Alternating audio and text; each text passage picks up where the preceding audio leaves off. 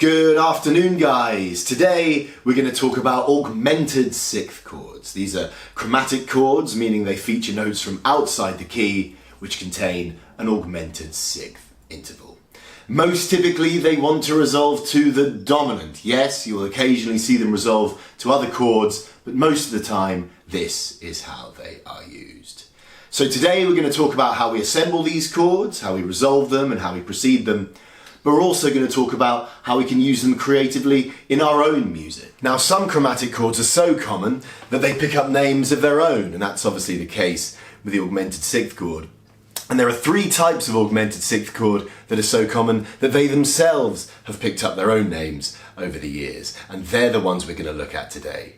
And these are namely the French sixth, the German sixth, and the Italian sixth.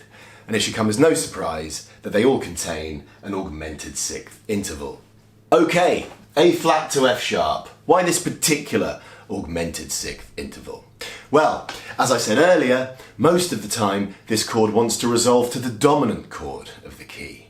The board says we're in C major, so how do we find an augmented sixth chord resolving to the dominant in the key of C major? Well, we find the root of our dominant chord, which would be G, and we go up a minor second. And that is the basis of our augmented sixth interval and basically the foundation of our augmented sixth chord itself. Once we've got that, we simply go up an augmented sixth to F sharp. And that is the same for all three types of our augmented sixth chord. Now, sometimes the bass of the augmented sixth interval might not be in the bass voice. Maybe it's resolving to a chord that isn't in root position. There are multiple ways this chord can be used, but today we're looking at the most characteristic examples of the augmented sixth chord.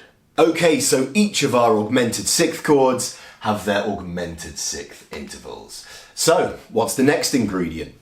It's another shared ingredient. We simply find the bass of our augmented sixth interval, whether it's in the bass part or not, and go up a major third. So in this case, we're going up a major third from A flat, so it's going to be C. And it's the same for each one, and it's only the next ingredient that's going to distinguish these chords from each other. So although most of the time these chords want to resolve to the dominant, we can actually do the same thing with any other scale degree from our key that forms the basis of a major or minor chord. So for instance, in C major, we could do it with our 2 chord, D minor, and all we do is apply the same logic to that. We find the root of our chord, D, go up a minor second, and that forms the basis of our augmented sixth interval, and therefore the basis of an augmented sixth chord resolving to the 2 chord in C major.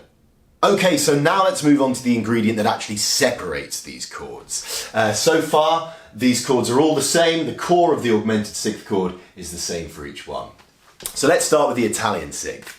The Italian sixth doubles the tonic, assuming we're moving to the 5 chord. So it doubles the third above the bass. So this chord now has 2 C's in it. The German sixth adds a perfect fifth above the bass. So a perfect fifth up from A flat is E flat. And then the French sixth, it should come as no surprise really that the fruitiest one is the French sixth when you consider the Impressionist composers, Debussy, Satie, etc. And they've gone for, or the French have gone for, an augmented fourth above the bass. There you go. French sixth, German sixth, Italian sixth. Okay, so now we're going to have a look at how we resolve these chords. As you can see, we've got the Italian sixth here and the French sixth here. We're going to have a look at the German sixth a bit later because it's a little bit different. But these two operate in a very similar way. So, first of all, our augmented sixth interval always resolves outward, or 95% of the time resolves outward to the root of our dominant chord. So it is in this case G, so we've got 2 G's going here, so it's very easy to remember. The augmented sixth interval resolving outwards to our dominant note. And then our C is going to drop down a semitone to B, to form the third of our chord. So now we have G, G and B. So then what's left in a dominant triad? Well, D obviously. So our unique note, C, resolves up by step to D. Now the French sixth operates in almost exactly the same way. We do exactly the same thing. We go down to G from the A flat, up to G from the F sharp, down to B from the C, which is the tonic if we're using this chord to resolve to the 5 chord as we are here. And then simply we actually hold the note over this time. Good voice leading. French sixth resolving to 5.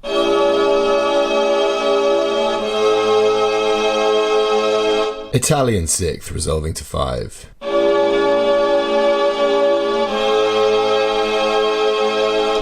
Okay, so with the German sixth, we have to do things a little bit differently. Because if we resolve it to our 5 chord in the same way we did with the other two, well, we start with our G's, no problem there.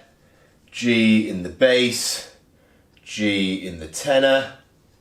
We then slip down to B from C. I'll just do it in shorthand. But then we run into a problem, because if we stick D here, we get parallel fifths. So a way to avoid the parallel fifths is by taking it through a cadential 6/4. Now a cadential 6/4 is our 1 chord in second inversion resolving to 5 in a root position. So this chord now becomes our 1 chord in second inversion. Our G's remain the same. Now we just simply maintain the C, nice and easy. And our E flat becomes an E natural.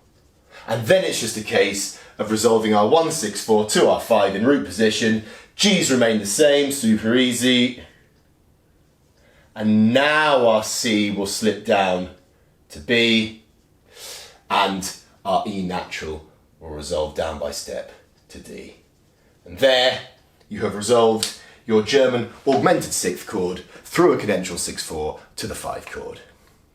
Now, as the more perceptive of you may have realised, or maybe just the jazzers, we can also view this chord in a different way. In fact, viewing the chord in this way certainly helped me understand the chord myself. If we're resolving it to the dominant like this, we can view this chord as a tritone substitution for the 5/7 of 5. We're in the key of C major, so our 5 chord is G, the 5/7 of 5 would be D7, and so our tritone substitution for the 5/7 of 5 would be either A flat 7 or G sharp 7. This is the same chord, just spelled differently.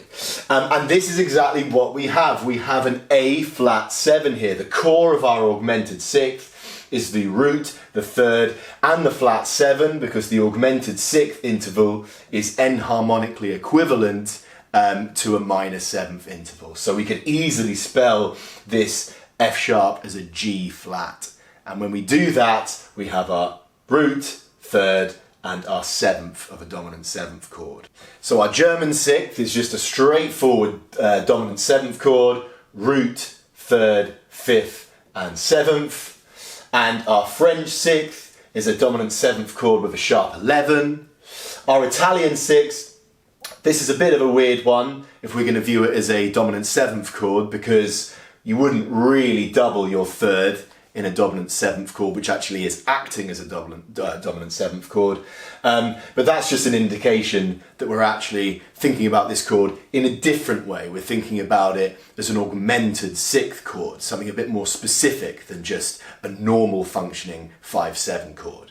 And if you think about it, it resolves in the same way as a tritone sub does as well.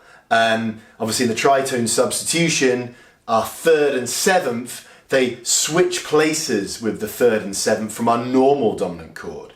In our normal dominant chord, the 3rd is going to go up to the root and the 7th is going to go down to the 3rd. But in our tritone sub, it's the other way around. And that's what happens here. Our 7th right? We're treating our augmented sixth as our seventh in this case, goes up to the root. And our third, right here, C, is going to go down to the third. Then we can stick our other G here. And then we've already looked at how we resolve the rest. So obviously, like with anything in music, context is key. If you're using these chords as tritone substitutions, for instance in a jazz context, then obviously you don't need to be anywhere near as careful about the voice leading as you would if you were writing them in a classical context, where everything needs to be a lot more balanced. Taking that German sixth as an example, you won't need to put it through the cadential 6/4 if you're down a local jazz club playing jazz guitar.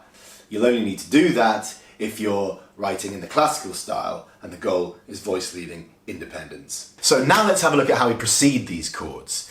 So obviously it's impossible to compile a list of every single possible chord that could precede an augmented sixth. So the best way of answering this question is by asking ourselves, well, what is this chord actually trying to do? And this is what it's trying to do. It's trying to facilitate the movement between scale degree 4 and 5 and scale degree 6 and 5 by occupying this space here. So one way of answering our question is by asking ourselves simply, okay, what chords from our key feature scale degree 4 and 6 with 6 in the bass? Well, we could have our 4 chord in first inversion. We could have our supertonic 7th in second inversion. And we can do those same 2 chords in minor. And in minor, we have that added benefit of the flattened 6th scale degree, right? That A flat, because we're in C minor, is already in the key. So this 4 chord in first inversion already has the A flat in the bass. This now half diminished supertonic 7th chord in second inversion already has the A flat in the bass. We could do our 6th chord, right? That already has it in the bass as well. So we can also think about preceding the augmented sixth with chords that already feature notes from the augmented sixth chord itself. And we don't have to pick chords from inside the key. If I'm in major, right, I could borrow this 6th chord, yeah? I could, and then it'll become the flat 6th major chord. I could also pick the Neapolitan 6th chord, right? That's quite common to precede the augmented sixth. That features F and already features the A flat from our augmented 6th chord. I could go with the 5/7 of 5, right? The major supertonic 7th. Stick it in second inversion. And that features our A, but also already features the F sharp from the augmented 6th chord itself. And I can do exactly the same thing in minor. Obviously I don't need to borrow the flat 6 major chord because it's already in the key. And there you have more than a few possibilities. Now you will see other chords which do not feature these scale degrees. Chord 1 likes to go to the augmented sixth. You might see it go from chord 5 and back to chord 5 as a kind of auxiliary chord, just fleshing out chord 5 a little bit. The point is it's impossible to come up with every single possible iteration, right? So I think a very sensible way of thinking about it, if you're going to use this chord in your own music, is, okay, what's the chord trying to achieve? This is what it's trying to achieve, so therefore let's think about that before using it. So we've done the nitty-gritty. We've talked about how we resolve these chords, how we precede them. We've had a little look at the tritone substitution. But now let's have a look at a really cool way in which we can use these chords. So here we have a chord progression in C major. 3 chords in, we have a normal functioning 5/7 chord resolving to our 1 chord. Nothing strange so far. But then we have a chord that sounds exactly the same as a 5/7 chord, but this time it's spelt slightly differently. Our F has turned into an E sharp, and that is telling us that this is no longer simply functioning as a 5/7 chord. This is now functioning as some sort of augmented 6th chord. And in this case, it is German augmented 6th in the key of B minor. So that 5/7 chord is now pivoting us into this new key. It's now a pivot chord. So German 6 in our new key, and then because it's the German 6th, we have to take it through that cadential 6/4, as we do here, and 5 here, and finally it resolves us into the new key of B minor. And that is a really cool way in which we can use these chords, because in a very short space of time we can actually modulate to pretty distantly related keys.